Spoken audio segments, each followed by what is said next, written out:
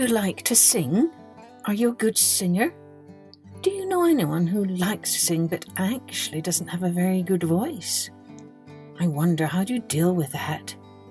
Do you encourage them to stop singing, or do you just let them sing anyway, regardless of how they sound? Hello everyone, I'm Kathleen Pelly. Welcome to Journey with Story. Today's episode is an old folk tale from a country called Wales, which, in case you don't know, is one of the 4 countries that make up the United Kingdom. The other 3 countries are Scotland, Northern Ireland and England. So, this story is about a Welshman who loves to sing his heart out, but alas, he has a terrible voice, and everyone hates to hear him sing. Oh dear, I wonder how this tale will end. Well, before we begin, I hope some of you were able to check out our special episode from Mashups on the Kids Listen Podcast, where Journey with Story paired up with another storytelling podcast, Girl Tales.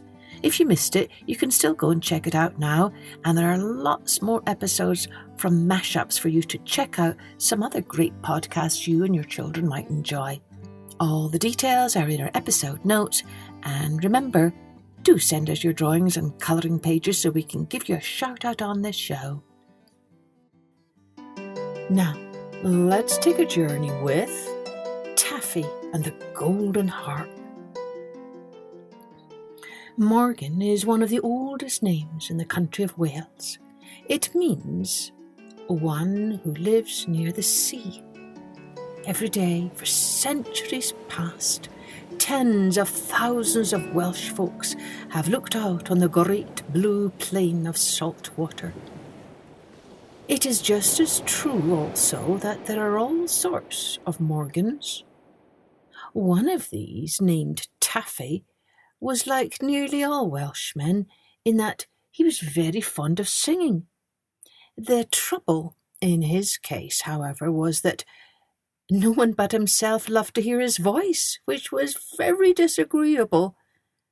And to make matters worse, nobody could persuade him that his music was poor and his voice was rough, and he always refused to improve. Now in Wales, the bard, or the poet, who makes up his poetry or song as he goes along, is a very important person, and it is not well to offend one of these gentlemen. In French, they call such a person by a very long name the improvisator, from the word improvise, which simply means to create or perform without any preparation or rehearsing. These poets have sharp tongues and often say hard things about people whom they do not like. If they used whetstones or stropped their tongues on leather as men do their razors to give them a keener edge, their words could not cut more terribly. Now, on one occasion, Morgan had offended one of these bards. It was while the poetic gentleman was passing by Taffy's house. He heard the jolly fellow inside singing, first at the top and then at the bottom of the scale. He would drop his voice down on the low notes and then again rise to the highest until it ended in a screech. Someone on the street asked the poet how he liked the music which he heard inside. "Music!" replied the bard with a sneer. "Is that what Morgan is trying? Why, I thought it was first the lowing of an aged cow and then the yelping of a blind dog, unable to find its way. Do you call that music?" The truth was that when the soloist had so filled himself with strong ale that his brain was fuddled, then it was hard to tell just what kind of a noise he was making. It took a wise man to discover the tune, if there was any. One evening, when Morgan thought his singing unusually fine and felt sorry that no one heard him, he heard a knock. Instead of going to the door to inquire or welcome the visitor, he yelled out, "Come in!" The door opened, and there stood 3 tired-looking strangers. They appeared to be travellers.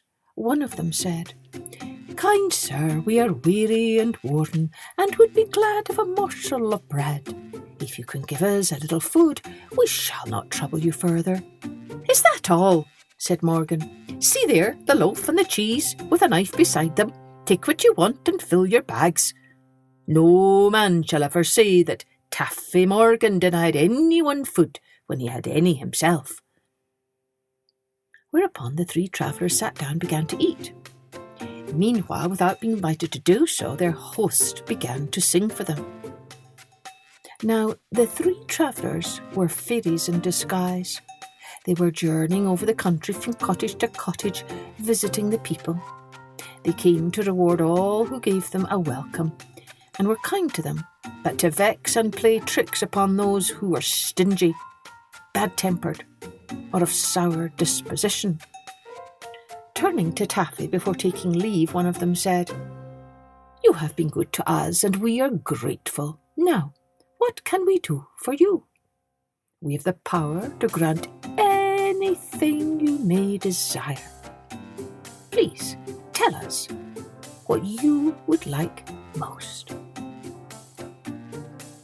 At this, Taffy looked hard in the faces of the three strangers to see if one of them was the bard who had likened his voice in its ups and downs to a cow and a blind dog. Not seeing any familiar face, he plucked up his courage and said, "If you are not making fun of me, I'll take from you a harp. And if I can have my wish in full, I want one that will play only lively tunes, no sad music for me." Here Morgan stopped. Again he searched their faces to see if they were laughing at him, and then proceeded, "And something else, if I can have it, but it's really the same thing I'm asking for." "Speak on, we are ready to do what you wish," answered the leader. "I want a harp, which no matter how badly I may play, will sound out sweet and jolly music."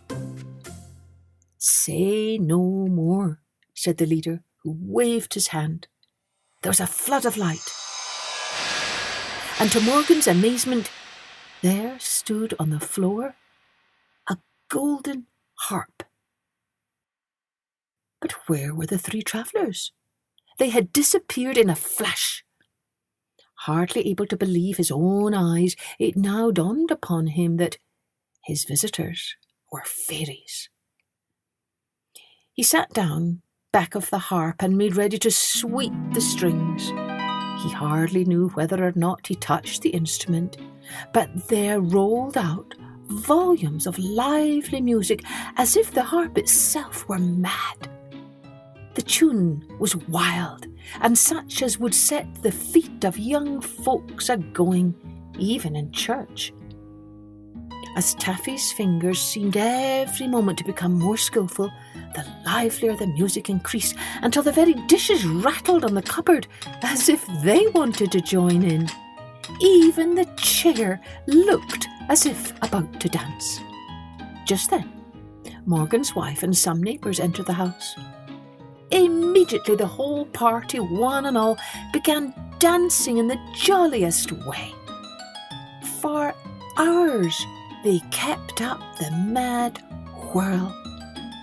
Yet all the while Taffy seemed happier and the woman the merrier.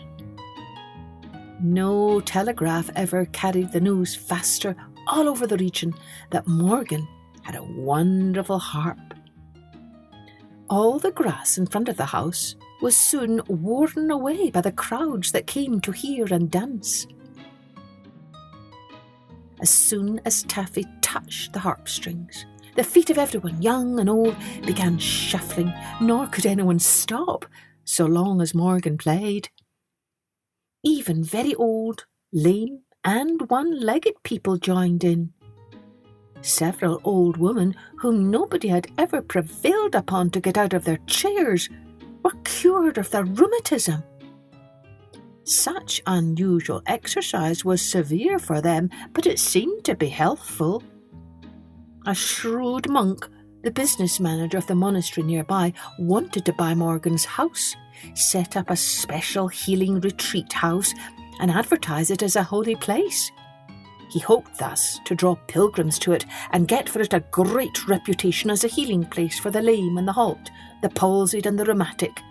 Thus the monastery would be enriched and all the monks get fat.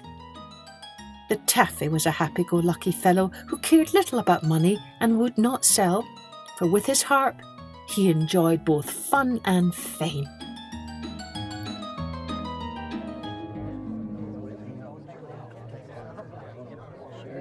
One day, in the crowd that stood around his door waiting to begin to hop and whirl, Morgan spied the bard who had compared his voice to a cow and a dog. The bard had come to see whether the stories about the harp were true or not.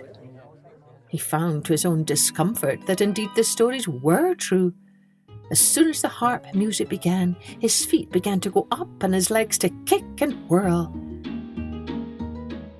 The more Morgan played, the madder the dance and the wilder the antics of the crowd, and in these the bard had to join, for he could not help himself.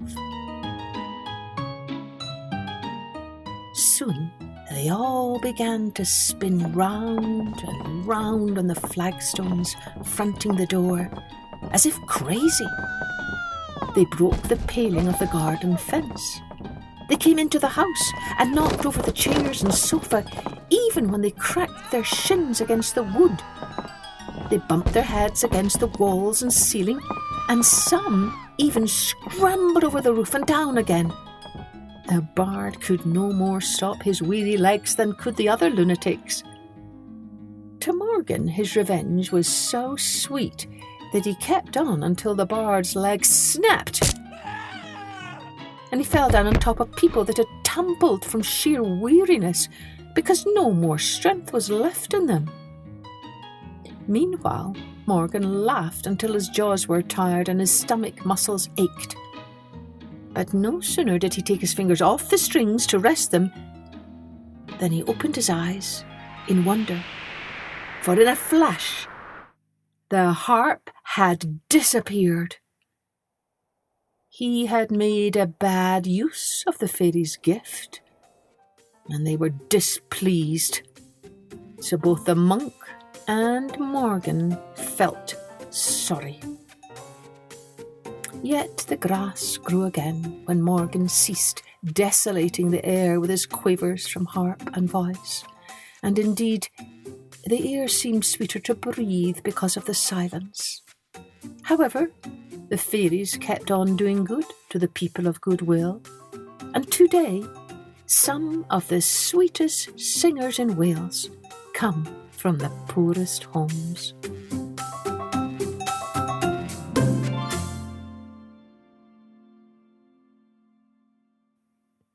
Oh dear, if only Taffy Morgan hadn't cared so much about taking his revenge on the poet who had made fun of him, he could have kept his gift of playing beautiful music.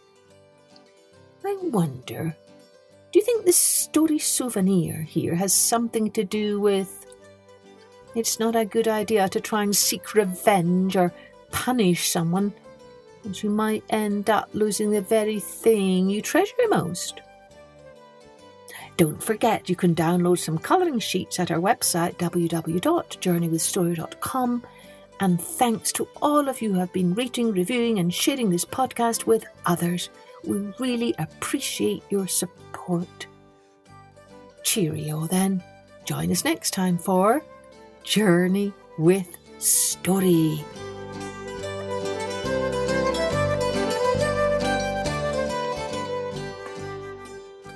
Music and post-production was by Colette Jonas.